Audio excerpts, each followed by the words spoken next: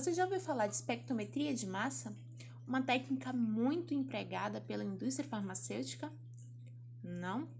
Então vem com a gente. A espectrometria de massa é uma técnica microanalítica empregada na obtenção de informações do peso molar e outras características estruturais de uma amostra. Ela consiste no estudo de átomos e moléculas pela formação de íons em fase gasosa, com ou sem fragmentação. A ciência que explora a espectrometria de massas é conhecida como fisicoquímica dos íons na fase gasosa, e ela é uma das mais importantes ferramentas analíticas disponíveis aos cientistas, pois é capaz de fornecer informações sobre a composição elementar das amostras, sua estrutura molecular, a composição qualitativa e quantitativa de misturas complexas, além da estrutura e da composição de superfícies sólidas e as proporções isotópicas de um átomo em amostras. E quem desenvolveu a espectrometria de massas? Para responder essa pergunta, precisamos voltar um pouquinho no tempo, mais precisamente ao século XIX, e acompanhar o trabalho do físico inglês Joseph John Thomson, que teve como precursores os trabalhos de Otto von Guericke, que foi responsável por descobrir novas máquinas capazes de gerar vácuo, Michael Faraday, que desenvolveu a eletroquímica, James Maxwell, que formulou a teoria do eletromagnetismo, e Willy Crookes, desenvolvedor do tubo de raio cadótico. Thomson fez modificações na geometria desse equipamento, dando origem a um precursor do espectrômetro de massa. Muitos autores atribuem a construção do primeiro espectrômetro a A. J. Debsen, em 1918. Essas experiências com o tubo de raio cadótico permitiram que Thomson provasse a divisibilidade do átomo e construísse um novo modelo atômico, conhecido como pudim de passas. Esse modelo baseava o átomo com uma massa carregada positivamente, com cargas negativas espalhadas dentro dele, então como um pudim com passas, o que lhe rendeu o Prêmio Nobel. Os princípios que caracterizam a espectrometria de massa foram estabelecidos por J. J. Thomson e Wien, que estudou a deflexão magnética dos raios anódicos e apontou quais deles eram carregados positivamente no século XX, mas a espectrometria popularizou-se apenas na década de 1950, quando os aparelhos se tornaram confiáveis e os seus preços mais acessíveis. Já nas décadas de 1980 e 90, a técnica foi apresentada a uma nova comunidade de pesquisadores, a partir do desenvolvimento de técnicas de ionização para compostos com pesos molares altos e amostras biológicas. Agora vamos conhecer essa técnica de forma mais detalhada.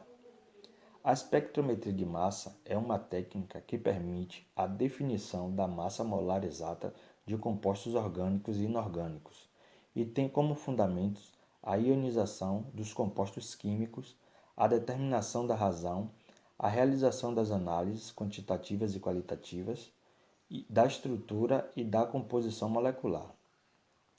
O estudo da espectrometria de massa engloba 3 pontos principais: o espectrômetro de massas, que é um instrumento analisador, os espectros de massa, que são os resultados obtidos através dessa análise, as aplicações desses resultados nas diversas áreas da ciência. Existem diversos modelos de espectrômetros de massa, mas todos eles seguem a mesma estrutura, que é composta de 4 partes: o sistema de introdução das amostras, a fonte de ionização, o analisador de massas e o sistema de detecção e processamento, como vocês podem ver na imagem a seguir. Como funciona o espectrômetro de massa? Antes de utilizar o espectrômetro, é necessário realizar uma calibração de massa externa, que geralmente é feita por um composto de massa conhecida ou um composto de referência de massa. Os métodos mais comuns de introdução da amostra são a inserção direta, onde a amostra é colocada em primeiro lugar sobre a sonda, e em seguida inserida na região de ionização do espectrômetro de massa. E a infusão direta, onde o capilar simples, ou uma coluna capilar, é utilizada para introduzir uma amostra, tal como gás ou uma solução. Essa técnica costuma incluir a cromatografia de gás. A ionização é a primeira etapa. Nela, a amostra inicial, que pode ser tanto um sólido, ou um líquido, ou gás, é vaporizada e depois ionizada pela fonte de íons, geralmente perdendo um elétron para se tornar um cátion. As fontes de ionização mais utilizadas são a ionização por elétrons, a ionização química, o bombardeamento atômico rápido, a ionização química, a pressão atmosférica, a ionização por eletrospray e a matriz de desorção a laser assistida por ionização. A câmara de ionização é mantida em vácuo, eliminando a interferência do ar. Uma placa de metal com carga positiva empurra os íons da amostra para a próxima parte da máquina. No analisador de massa, os íons são acelerados através de uma diferença de potencial e são focados em um feixe. O objetivo da aceleração é dar a todas as espécies a mesma carga de energia cinética. Como, por exemplo, iniciar uma corrida com todos os corredores na mesma linha. É nesta etapa que ocorre a separação dos íons de acordo com a relação massa-carga. Quanto aos analisadores de resolução, como o quadrupolo, ou conhecido simplesmente pela letra Q, o Ion Trap 3D, conhecido também pela sigla IT, ou o Ion Trap linear, conhecido pela sigla LI. E também analisadores de alta resolução, que medem a massa exata dos analíticos, como o setor magnético acoplado a um setor elétrico. O tempo de voo, conhecido também pela sigla TOF. Também a transformada de Fourier de ressonância ciclotrão de íons, ou conhecida pela sigla FT-ICR. E também o Orbitrap. Já na etapa de deflexão, o feixe de íons passa por um campo magnético que dobra o fluxo carregado, né? Componentes mais leves ou componentes com mais carga iônica defletirão no campo mais do que componentes mais pesados ou menos carregados. Por fim, na detecção, um detector conta com o número de íons em diferentes deflexões. Os dados são plotados como um gráfico, o espectro de diferentes massas. Os detectores funcionam registrando a carga induzida ou a corrente causada por um íon que atinge uma superfície ou passa por ela. Uma variedade de abordagens é usada para detectar os íons, dependendo do tipo de espectrômetro de massa.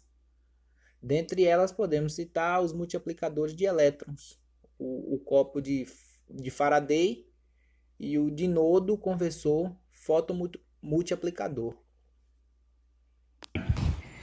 O detector amplifica o sinal obtido, o qual pode ser processado por computador, criando o espectro de massas correspondente.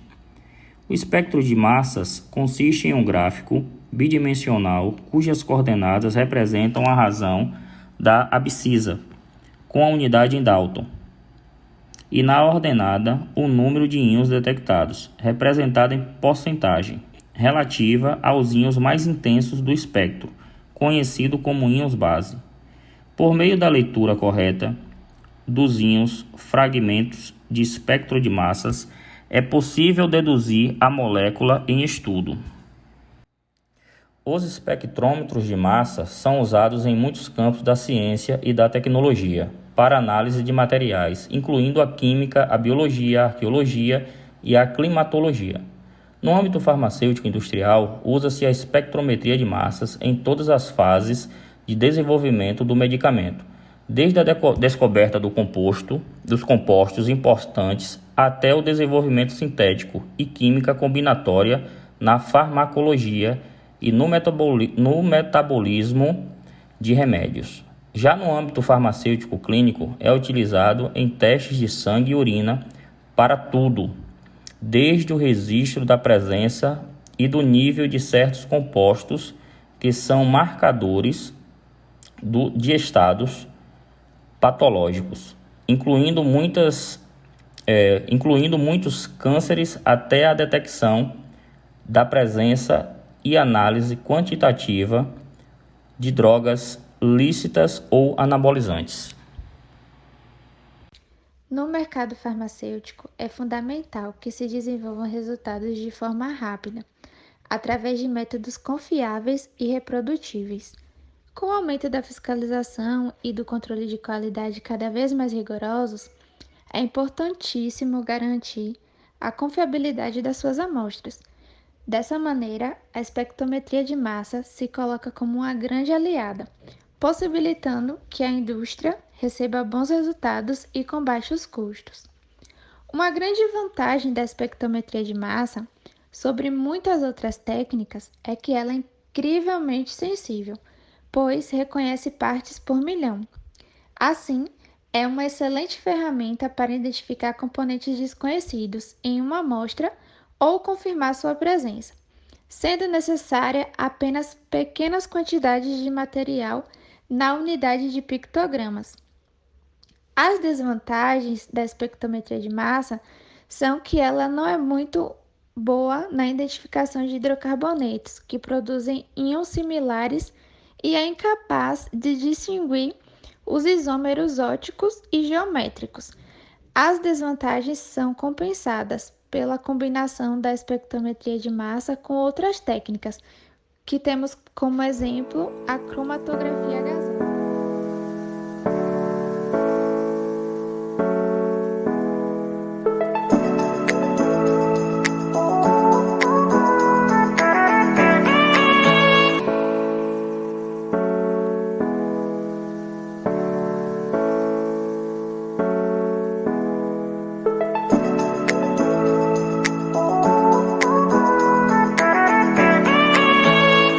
Você já ouviu falar de espectrometria de massa?